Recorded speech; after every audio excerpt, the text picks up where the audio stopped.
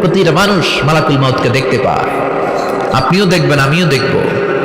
মুমিনদের কাছে এসে মালাকুল মাউত একজন যুবকের বেশে সাদা ধবধবে জুব্বা পরে সুগন্ধি মেখে মুমূর্ষু ব্যক্তির শিয়রে বসে বলে, ইয়া আইয়াতুহান নাফসুল মুতমাইন্না, হে প্রশান্ত আত্মা, উখরুজি ইলা মাগফিরাতুল্লাহি ওয়া রিদওয়ানি, আল্লাহর ক্ষমা আর দয়ার দিকে বের হয়ে আসো।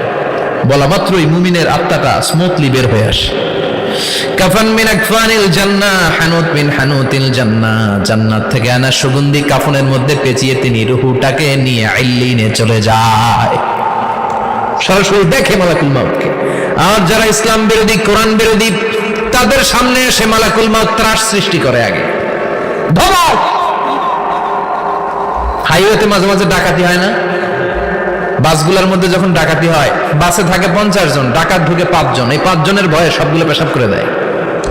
কারণ ত্রাস সৃষ্টি করে। এসেই চাইনিজ কুড়াল দিয়ে আগে কুবায় দেয় 4-5 জনের। রক্ত দেখে কি দেওয়ার সব আগে রেডি করে রাখে।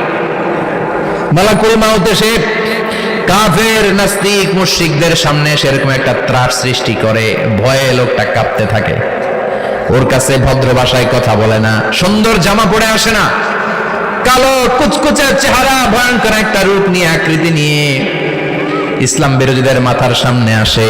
দুর্গন্ধযুক্ত চেহারার দেহ নিয়ে ধমক দিয়ে বলে, ও পাপাত্তা, ইয়া আইয়াতুহান নাফসুল খাবিসা উখরুজি ইলা গাদাবিল্লাহ, হে পাপাত্তা, আল্লাহর রাগ, ক্রোধ আর গজবের দিকে বের হয়ে আয়।